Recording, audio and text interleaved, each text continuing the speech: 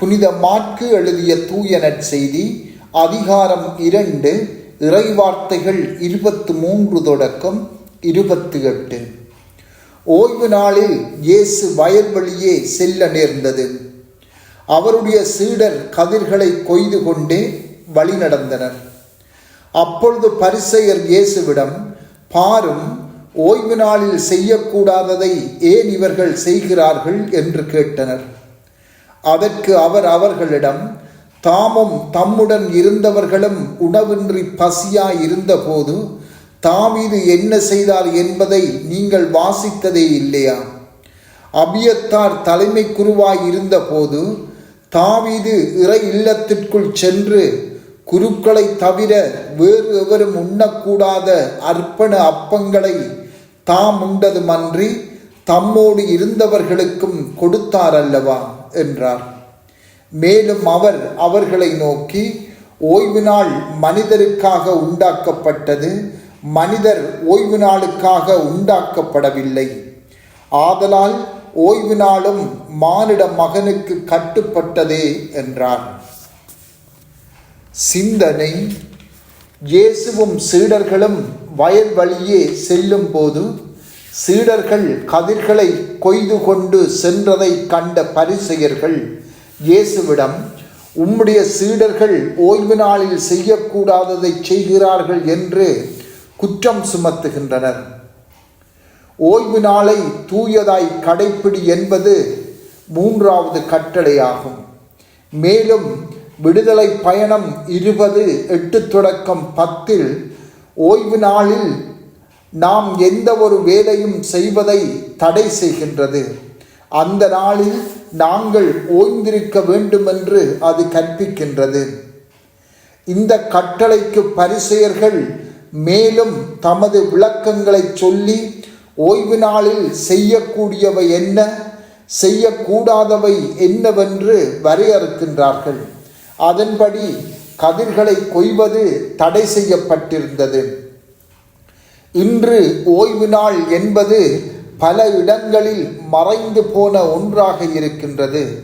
எங்கள் மத்தியிலும் சிலருக்கு அல்லது பலருக்கு ஓய்வு நாள் வேலை நாளாக மாறிவிட்டது.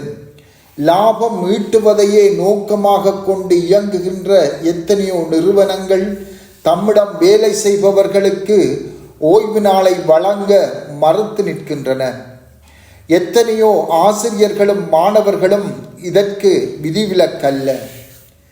பரிசேயர்கள் சீடர்கள் மேல் சுமத்திய கண்டனமானது முட்டையிலே மயிர் பிடுங்குகின்ற ஒரு செயலாக உள்ளது. அது ஒரு சர்ச்சையே அல்ல. ஆனால் அவர்களின் இயல்பு மற்றவர்களிடம் குற்றம் கண்டுபிடிப்பதாகும்.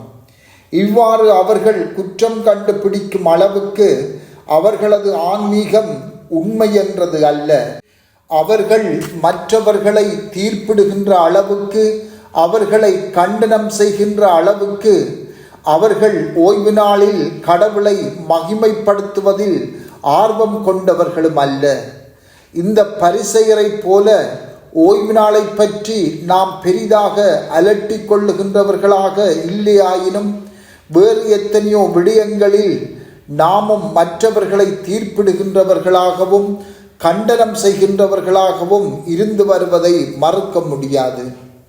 இன்று எம் உறவினர்கள், நண்பர்கள் மற்றவர்கள் செய்கின்ற செயல்களை, பழக்க வழக்கங்களை எவ்வளவு தூரம் நாம் விமர்சித்து வருகின்றோம்.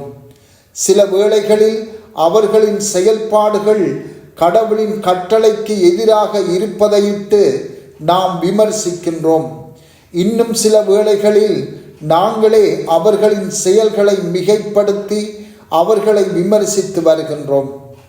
கடவுளின் கட்டளைகளுக்கு எதிராக மற்றவர்கள் செயல்படும் போது அது பற்றி பேசுவது ஒரு அன்பு செயலாக இருந்தாலும் நாங்கள் அவர்களுக்கு நீதிபதியாகவோ அவர்களுக்கு எதிராக வாதாடுகின்றவர்களாகவோ நாம் எம்மை உயர்த்தி வைக்காதபடி கவனமாக எம்மை காத்து கொள்ள வேண்டும்.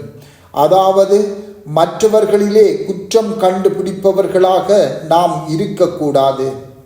நாம் மற்றவர்களிலே குற்றம் கண்டுபிடிக்கின்றோமா? எதற்காக நாம் அவர்களிலே குற்றம் கண்டுபிடிக்கின்றோம்? எங்களை நீதிமான்களாக காட்டிக்கொள்வதற்காகவா? செபம். ஆண்டவரே, உமது அன்பின் கருவிகளாக எங்களை ஆக்கியருளும். ஆமென்.